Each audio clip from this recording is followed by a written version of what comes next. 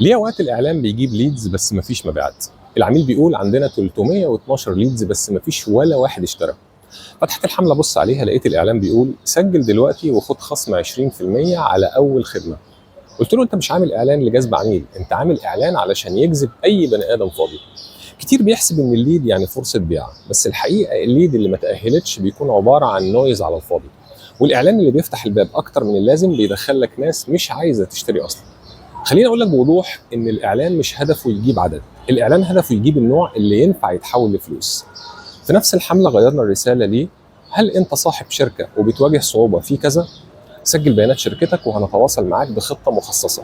النتيجه ان الليدز قلت للنص، بس في 4 عملاء كانوا مؤهلين ان هم يشتروا في اول اسبوع. وافتكر، الاعلان الشاطر مش اللي بيجيب ناس، الاعلان الشاطر والذكي هو اللي بيصفي السوق ويختار مين يدخل. ده كان رايي والباقي قرارك. سلام يا صاحب القرار.